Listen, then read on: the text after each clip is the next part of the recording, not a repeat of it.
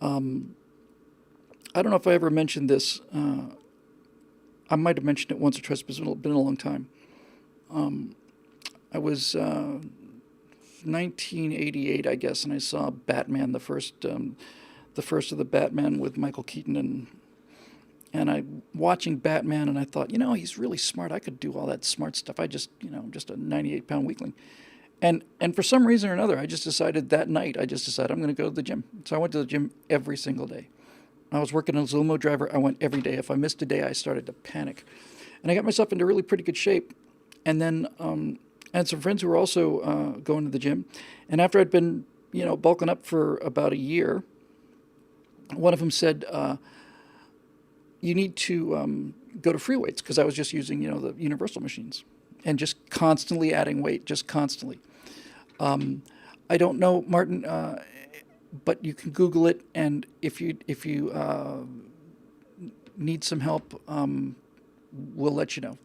Anybody know of any free clinics in LA? I assure you, they're everywhere.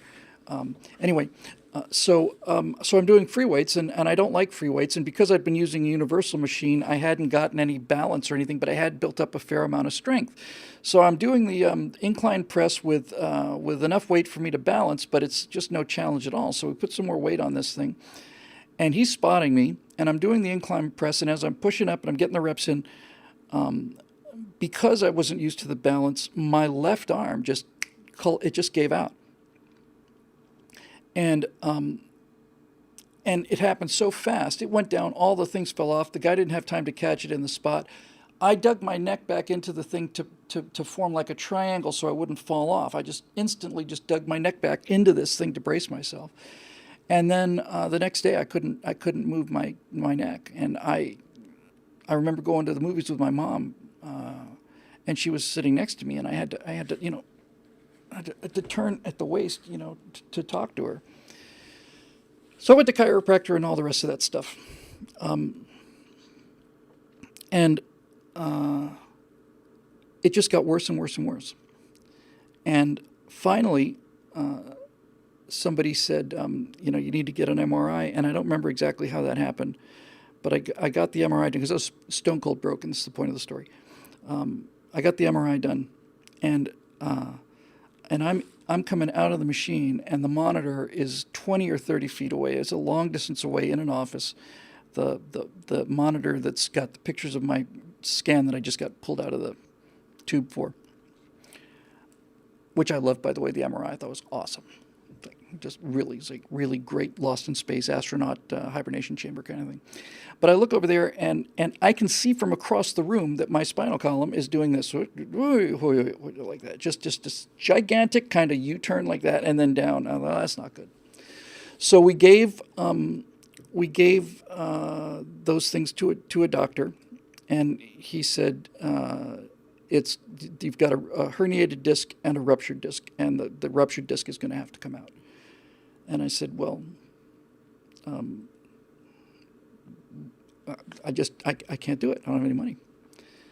And he recommended that I go to Florida vocational rehab. Now, here's where the story gets interesting, because needless to say, I talk an awful lot about government health care and how much I'm opposed to the government running at least all of the health care and so on. But I went down to the state of Florida vocational rehab office. And I went in there with an attitude of real humility. Ian, you hold that thought. Don't you let me forget that. I'm going to come back to you. So I went into this bureaucracy office, and I need to remind myself of this, because sometimes I just get so bound up in the kind of the orthodoxy and the, sometimes I forget about the ground level on the ground basis of this stuff. So I went into this office to see about whether or not the state of Florida would cover the cost of this operation, which was a significant cost. And I went in with real humility, not, I wasn't faking it. I was just the entire idea that they might even do it just stunned me. And as it turned out, I was the very first person that this new trainee had. And there was a supervisor with that trainee. And they asked me a bunch of questions, and I answered them. And then they gave me a call, and they said that they would cover the operation. And I said, "Thank you, thank you." And I said, "I feel bad about taking this money." And then they said something that I never forgot. Actually, the caseworker said, "Well, Bill, here's how it can go. Your neck is injured, and that's not going to change. So the state has a choice. We can pay for this operation, get you back at work, and have you be a functioning taxpayer for the rest of your life, or we don't pay for it, and you go on disability for the rest of your life, and it's a big, big, big, big, big financial incentive for us to go with A." And that actually made me able to live with this, It just made me feel like, okay. And sure enough, I don't know if it all went to the state of Florida, but it certainly went to the federal government and other things, and some of it went to the state of government and taxes. And I thought that was actually really a very decent, civilized way of looking at things in a very kind of a, not, hey, there's free money everywhere, just we'd rather fix you and have you be a taxpayer than not fix you and have you be a drain on resources for the rest of your life. So anyway, they went and did it, and it's hard to see. There's a little scar. Is it right there? Yeah. They made a little incision there, and the guy told me what he's going to do. He says, "We're going to go in there. We're going to put this incision right on one of the wrinkles in your neck, so you'll never actually see it." And I remember thinking, I think I said this to him.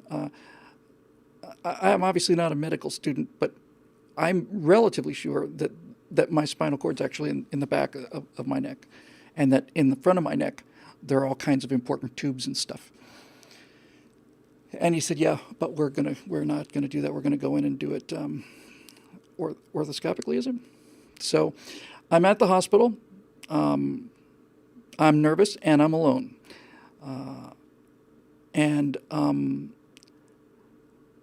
I go in, and somebody says hi, and they say hi. I get into the little outfit, and this guy comes in, and they put a little what those things called, catheter into my arm. They put a little needle into my wrist here, top of my wrist, tape it up, and then they can inject all the drugs they want to. And then this guy comes into this room. I was probably 32 years old, something like that. And I'm lying there, and I'm pretty nervous, although they gave me some Valium or something. And after a little bit of Valium, you'll do anything. You jump out of an airplane without a parachute, you don't care. You go into a burning building and rearrange the furniture. You just don't care. It's amazing. And then this guy came in and he said, "Bill, I'm about to give you some absolutely amazing drugs." And I said, "Okay." So he starts this injection. He says, "Okay, I want you to just count down from 100. Count down backwards from 100. And I think, okay, 100. I'm thinking I'm going to get to about 60 maybe, somewhere in there. Because I don't feel a thing. 100, 99, your room is spinning, gone. And the next thing I remember was I could hear people, but I couldn't see anything. I knew I was in the hospital. I heard nurses saying, "It's all right, Bill, everything's good." And apparently, coming out of it, I must have asked them 30 times if everything's okay, and you don't have any memory with the when you have the general anesthesia. So this is probably the 15th time she answered that question. I said, "When are you going to start?" And they said, "No, we're done." And that's the experience, by the way. If you're terrified of an operation, if you're really scared of an operation, and I understand this, I was pretty scared at the time too. One of the reasons I'm not scared anymore is because I've had these experiences. If you're really scared about having an operation, I can tell you that here's what the operation consists of. You sit on a bed in a room like you do when you have a normal doctor's exam. They put a little IV thing into your wrist, which hurts about as much as having the blood taken. And then a guy will come in, and he'll give you a shot, and the next thing you know, you'll be waiting for the procedure to start, and it'll be over. It's honest to God. That's it. That's all there was. When do we start? Oh, we're all done. And I remember when I heard we're all done, I was moving my fingers and my toes, and I thought, okay, so I can move my fingers and my toes. That's a good sign since they were working on my cervical column. But anyway, they went in there and they drilled out this this bad disc, and they packed it with well, they actually packed it with cadaver or something or other. It was basically it was ground up bones of somebody. I don't know why they use that, but apparently it works. And so I'm actually two of us here. I don't know who else is coming around with me, and I kind of would like to know, actually. So between C5 and C6 on my neck, there's those two discs are fused together, and somebody else is walking around with me. I don't know who. Presumably it's all mixed up pretty well. Anyway, so those two bones use this stuff to join together and they fuse, and so I don't have as much mobility in my neck, but I, you know, I'm cured. And then I will just add this. The surgery was at about 2 o'clock, I want to say. I woke up around 4:30. I'm in ICU, and then they take me up to my room, and I'm sitting there in the bed, and it's probably now it's around 6 maybe. And you're not supposed to eat before you get the anesthesia, so I was starving. And I'm sitting up in the bed. It's a semi-private room. A guy next to me is having a hospital dinner. He's having a pork chop. And this nurse comes in and she says, "Would you like a little wet sponge or something to just kind of suck on to kind of keep you, keep your throat from getting too dry?" And I said, "What I'd really like is one of those pork chops."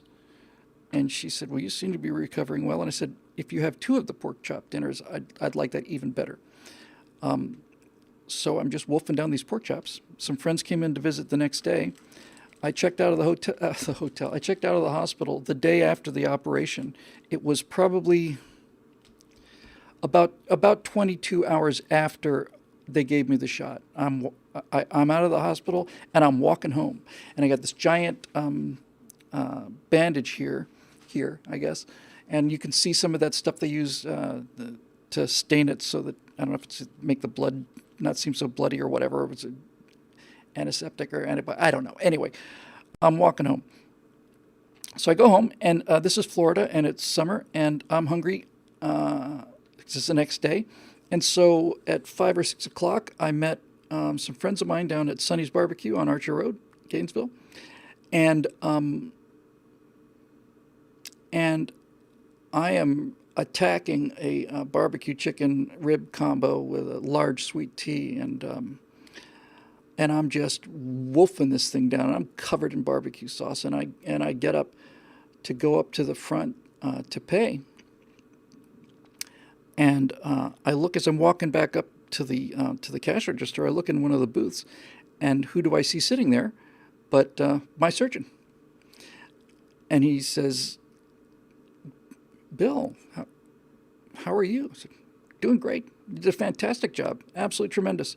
I haven't even had to take any of the aspirins or anything, honestly. I don't feel a thing. It feels great. It feels really good." He says, "You seem to be recovering okay." I said, Yeah, I feel fine. Thanks. It's really, really great work. Thank you very much." He told me when I went to the follow-up visit a couple weeks later, he said his son was sitting there having dinner with him. He said, "Who is that guy?" And he said, "That's the guy whose disc I removed 25 hours ago."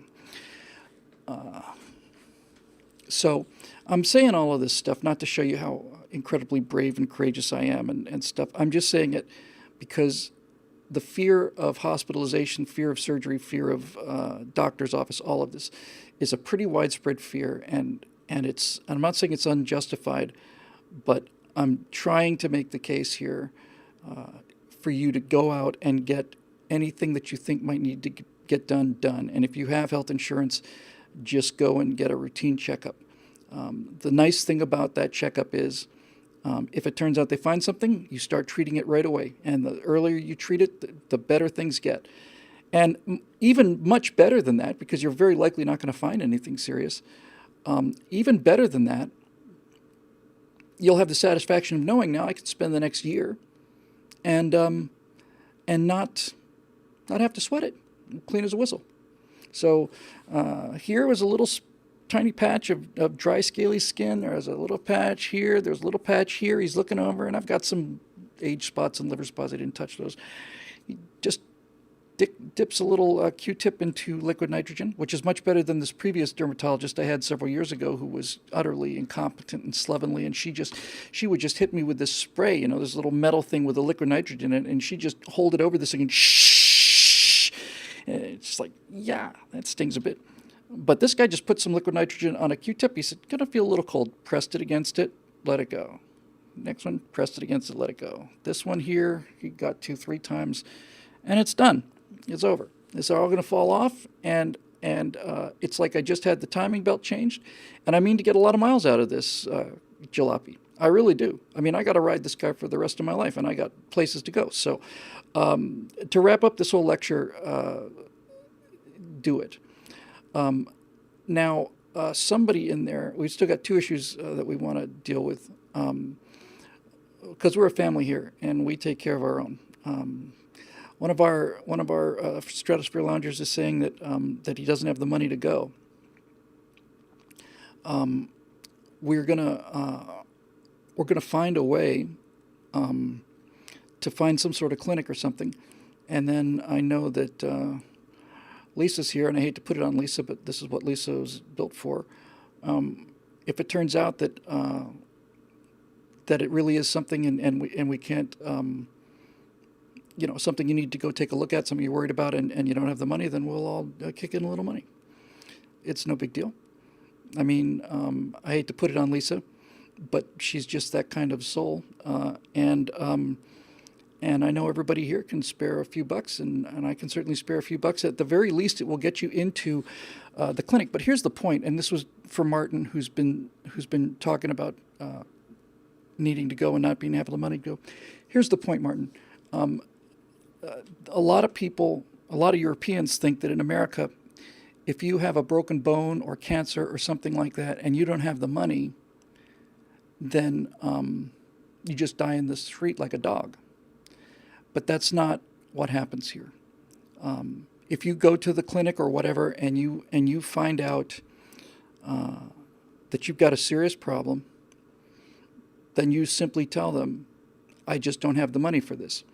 And they will essentially come to the conclusion, they will say, okay, well, we'll take care of it.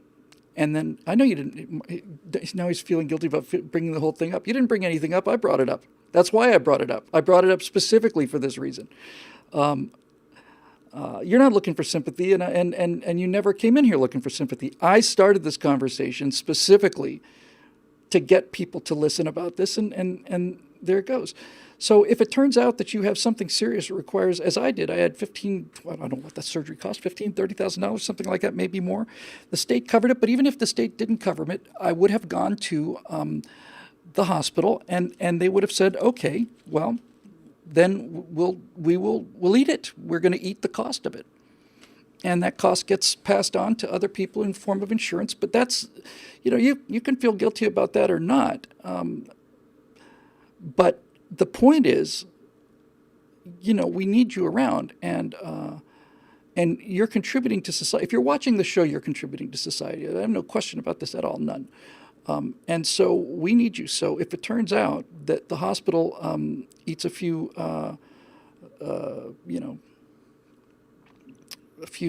milligrams of painkiller and some time for some surgeons, that's okay.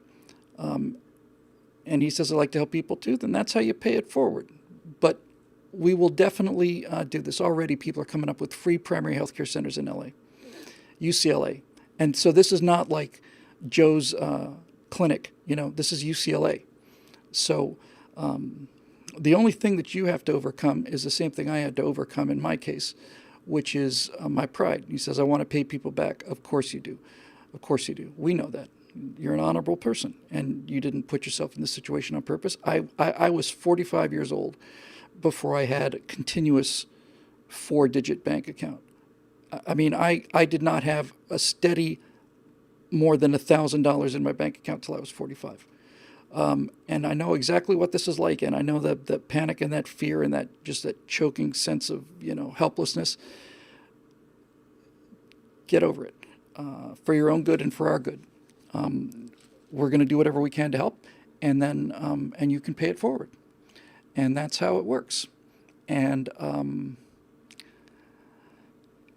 there's no shame in it, man, because what you're doing is you're giving people like me and everybody else in this incredible Stratosphere Lounge community, you're giving us, I'm getting to you, Ian, you're giving us an opportunity by doing something like this for you. You're giving us an opportunity to pay back people who did it for us, who we can't reach because either they're not here anymore or because they didn't need the help. Pay it forward. Pay it forward. And as